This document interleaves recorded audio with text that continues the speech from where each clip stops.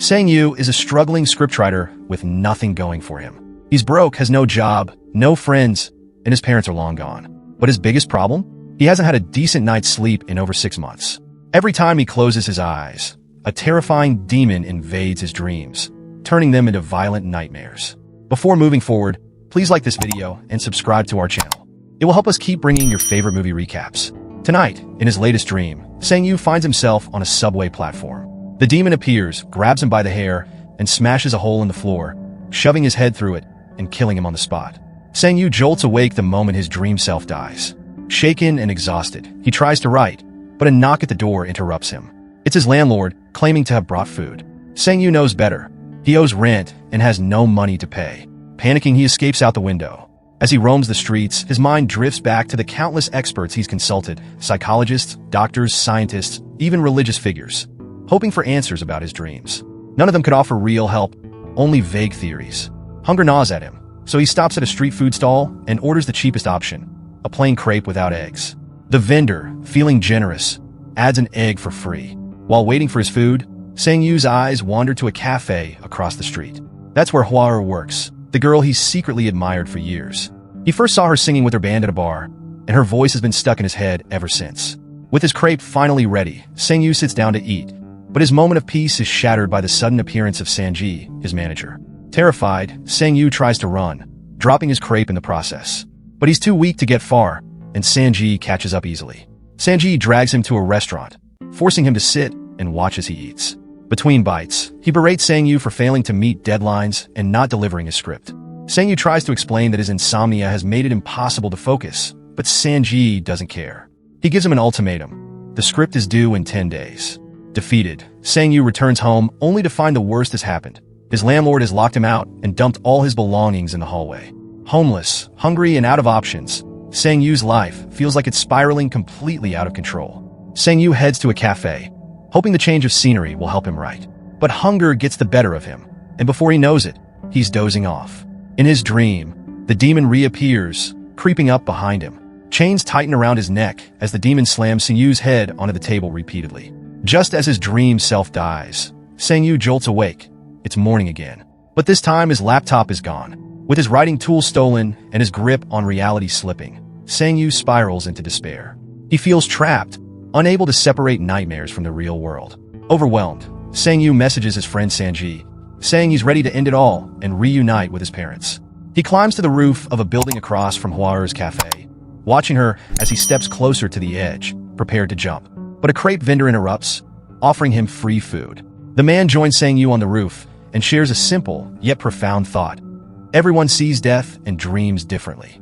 He suggests that whenever Sang-yu finds himself trapped in a nightmare, he should remind himself, "I'm dreaming," to escape faster. Sang-yu stays on the roof until nightfall, watching Hwa-er. Desperate for food, he sells his phone and heads to a convenience store. There, he briefly considers stealing, but changes his mind when he feels the eyes of the clerk on him. After buying some food, he eats outside the store, only to be startled by Hwa-er, who suddenly appears. She shows concern for him, and for a fleeting moment, it feels like hope. But the illusion shatters. Hwa-er isn't real. She's the demon in disguise. The demon attacks, slamming Sang-yu against the store's glass. To the clerk, it looks like Sang-yu is having a breakdown. But inside the nightmare, the demon grabs him, stabbing him with a sword and throwing him through the window.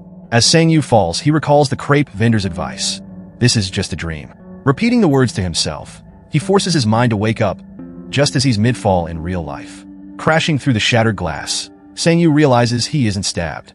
Yet, inexplicably, he's clutching the demon's sword in his hands. The line between dreams and reality has never felt thinner. He escapes before the ambulance the clerk called arrives and spends the entire night at the park. There, he examines the sword carefully, trying to convince himself that this isn't another dream. In the morning, he heads to the flea market to sell the sword. The buyer's excitement makes him realize it's worth more than he thought. Instead of selling it there, he goes to a pawn shop where they offer him its true value, 20,000. Sang-yu wastes no time spending the money. He buys a new computer, enjoys a fancy meal, and checks into a luxury hotel. When night falls, he takes sleeping pills, eager for his recurring dream to begin. This time, the dream takes place in the hotel itself. He leaves his room and wanders the hallway, picking up a vase and shouting, "I'm dreaming," but nothing happens. As he explores further, a demon appears, wielding a massive golden axe and charging at him. The demon strikes him multiple times, leaving him battered and injured, but Sang Yu fights back. He grabs the axe and shouts, "I'm dreaming." Instantly, he wakes up in his hotel room, unscathed, with the golden axe in his hands. He returns to the same pawn shop and sells the axe for another huge sum of money. With his newfound wealth, Sang Yu splurges again, this time on designer clothes, a new car, and a wild night of drinking at a bar with women. However, when they offer to come back to his hotel room, he refuses, giving them cab money instead. Alone in his room, Sang Yu decides to try a new trick. He flips through a book with photos of a famous museum before falling asleep, hoping to dream about it. The trick works. In the dream, he finds himself in the museum, surrounded by priceless antiques. He takes his time admiring them before sitting down to wait for the demon. When it finally appears, it's carrying a firearm, throwing off Sang Yu's plan. He runs, dodging bullets, but the demon eventually catches up and kills him. Sang Yu wakes up in his hotel room, empty-handed and frustrated. Determined to finish what he started, he swallows another sleeping pill and dives back into the dream. In the dream, Sang Yu starts running again. After narrowly dodging a few bullets and making an extraordinary jump, he grabs two antiques and exclaims, "I'm dreaming," before waking up. This time, he takes the antiques to professional dealers who trade with wealthy collectors. They pay him $2 million for the treasures and ask a few suspicious questions about how he got them. Luckily, Sang Yu avoids giving any real answers. As he leaves the shop, he's confronted by an angry Sanji, who thought Sang Yu was dead. To calm things down, Sang Yu invites him to a fancy restaurant, repays the money Sanji had given him for a script, and tells him he's done with writing. The next day, Sang Yu finally goes to Hwa's cafe. He orders a latte and asks if she remembers him, but she doesn't. Curious, he inquires why she's selling the cafe. She explains that business is terrible, there are no customers, and it's only bringing her debt. Later that night, Sang Yu gets drunk at dinner with Sanji, who is desperate to know the secret behind his newfound success. After taking Sang Yu back to his hotel and putting him to bed, Sanji pretends to leave, but sneaks back to check Sang Yu's wallet and checkbook. Suddenly, Sang Yu wakes up holding gold chains in his hands. Realizing the truth, Sanji begs to join in on Sang Yu's business. Sang Yu considers the offer. The next day, Sang Yu buys Hwa's cafe and tells her she can keep running it. They'll share the profits, but he'll cover any losses. Touched by his generosity, Hwa invites him to dinner. During their meal, they discuss their partnership, and Hwa hints that Sang Yu might have motives beyond money. From then on, Sang Yu begins having regular dream adventures while Sanji guards his sleeping body. His dreams grow bolder, robbing banks, mastering his powers to fight the demon, and even moving objects with his mind. He brings back bigger and more valuable items like a red car. Meanwhile, Sang Yu helps Hwa's cafe thrive.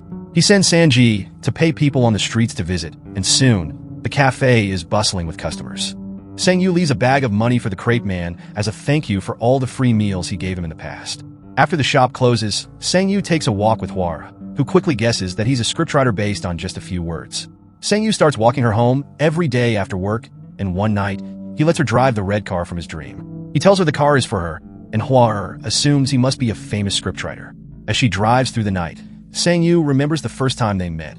After her show, he saw her crying after a fight with her ex. He followed her to the movies a couple of times after that. In the present, Sang Yu decides to take Hwa to the movies, which she happily agrees to. However, she begins to wonder when she'll get to see a movie he's written. Afraid of being caught in his lie, Sang Yu writes an actual script and asks Sanji to read it while he dreams. With Hwa constantly on his mind, Sang Yu dreams about being surrounded by countless copies of her. Uncomfortable, he forces himself to wake up, only to find Sanji crying over how incredible the script is. That's when the plan begins. They sell the script to a movie company and even offer their own money to hire big stars to ensure its success. The company throws a special dinner event to honor Sang Yu, and he takes Hwa as his guest. During the event, there's a presentation about his supposed career, claiming he's written many successful movies but never took credit because he wanted to travel the world. A few days later, in another dream, Sang Yu discovers something strange. He finds the body of a meditating monk. When he tries to take the monk's belt, his hand disintegrates, but it regenerates moments later. Determined, he tries again and removes the belt. The monk suddenly moves, pressing two smoking fingers to Sang Yu's chest. Sang Yu doesn't seem scared, and both the monk and the treasure vanish. Later, Sang Yu takes Hwa to the rooftop where he almost ended his life. This time, he surprises her with a stunning firework display he's prepared just for her. She wonders if he'll vanish as suddenly as he appeared, but he promises her he won't. Later, at her apartment, while she freshens up in the bathroom, Sang Yu rehearses a confession in his head. Suddenly, he feels something strike his chest. Checking the mirror, he sees two black, smoking lines burned into his skin. Alarmed, he rushes back to his place, ignoring the wild party Sanji is hosting with a group of women. He heads straight to bed. Sanji, getting ready to enjoy his night, is surprised when Sang-yu tells him to skip it. He's sleeping alone tonight. When Sang-yu drifts off, he dreams of a tall, empty building. On the balcony stands a shadowy figure. As Sang-yu approaches, he realizes it's an older version of himself, one that's disintegrating right before his eyes. He wakes up shaken and finds a fresh scar on his shoulder. As the hours pass, more scars appear, each one matching a spot where the demon had injured him in his dreams. The next morning, desperate for answers, Sang-yu heads to see the crepe man for advice. But before he can get there, a van pulls up beside him. Men grab him, throw a bag over his head, and kidnap him. When they finally remove the bag, Sang-yu finds himself in an abandoned building surrounded by gang members. Their leader, Chang-ji, demands money. Sang-yu quickly agrees to pay and calls Sanji to bring 10 million yuan. Sanji shows up with the money, but things go south. Chang-ji's men snatch the cash and capture Sanji too, using him as a pawn to negotiate their next move. Sang-yu has no choice but to take the entire group, including the unconscious Sanji, back to his apartment. There, he reveals a hidden room filled with his collection of rare antiques. Chang-ji, the leader of the thugs, presses Sang-yu to confess how he got his hands on such valuable items. Meanwhile, the receptionist buzzes in through the intercom, announcing that someone has arrived to see Sang-yu. It's Hua-er. Fearing for her safety, Sang-yu harshly ends things with her over the intercom, hoping to make her leave. Hurt and confused, Hua-er hesitates, and the receptionist, noticing her distress, casually mentions that Sang-yu's door is still open. She decides to go up anyway. The moment Hua-er steps out of the elevator, one of Chang-ji's men grabs her and drags her into the room where Sang-yu is being held. Chang-ji mocks her, trying to provoke her by revealing Sang-yu's lies. One of Chang-ji's men, who was under the impression they were only there for money, objects to this cruelty. As punishment, Chang-ji puts on golden knuckles and viciously beats him, while Sanji, still groggy, begins to wake up unnoticed. When Chang-ji shifts his focus to Hua-er, she instinctively kicks him in self-defense.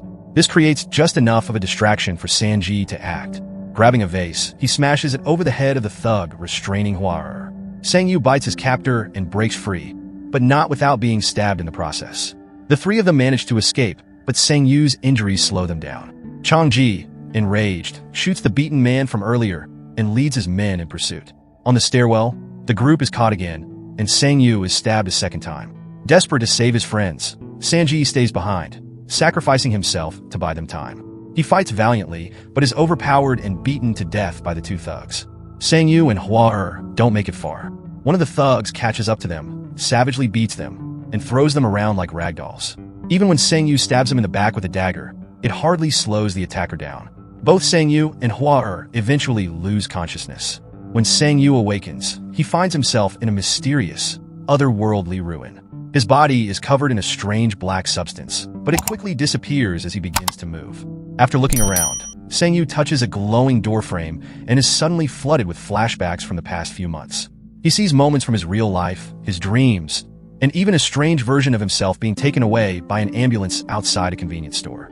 When the visions stop, he walks toward a massive crystal wall. Desperate, he starts hitting it, shouting, "I'm dreaming," over and over until he collapses from blood loss. As he lies there, his body begins to transform. Sang-yu becomes the demon. A machete materializes in his hand, and he strikes the crystal wall repeatedly. While doing so, he imagines himself as the demon in key moments of his life, rewriting them. In his mind, instead of staying quiet, he lashes out, attacking his landlord and Sanji for treating him poorly. Finally, the wall shatters. Suddenly, the demon emerges, standing in Sang-yu's living room as Sang-yu's body wakes up nearby. Without hesitation, the demon slaughters the thugs surrounding them, even conjuring a strange firearm when needed. But then the demon turns on Sang-yu, ready to kill him too. Panicked, Sang-yu mutters, "I'm dreaming." Over time, the items he had brought back from his dreams, antiques in his apartment and in wealthy people's collections, start to vanish. Sang-yu faints again. When he wakes up, he's back outside the convenience store on the night everything started. Hua-er, the girl from the concert, finds him and recognizes him. Feeling sorry for him, she takes him to her place and offers him a hot meal. As he eats noodle soup, Hua-er tells him she read one of his stories in a magazine and thought it was great. She encourages him, saying he just needs some luck to break through. She even offers him a job at her cafe until he gets back on his feet. Overwhelmed by her kindness, Sang-yu breaks down in tears. It's revealed that Hua always knew he had been watching her, but never said anything. Sometime later, while working at the cafe, Hua surprises Sang-yu with a gift, a brand new laptop to help him write. Grateful but resolute, Sang-yu meets with Sanji at a restaurant and returns the money he owed. He explains that he can't write scripts on demand anymore. He only wants to write stories he's passionate about. Sanji not only refuses to take the money, but also gives Sang-yu even more because he successfully sold one of Sang-yu's old scripts. To celebrate, Sang-yu insists on paying their bill. Days later, feeling content with his new life, Sang-yu visits the crepe vendor to buy food. The vendor uses this opportunity to return Sang-yu's money and reveals a scar on his stomach, explaining that he once had the same power. He chose a simple, humble life instead. As Sang-yu listens, the ruins from his last dream appear behind him, and it's revealed that the new demon who killed the thugs has been following him ever since the convenience store encounter. That is how the movie ends. Please subscribe for more videos like this, turn on notifications, and leave a like. It really helps the channel. Thank you for watching.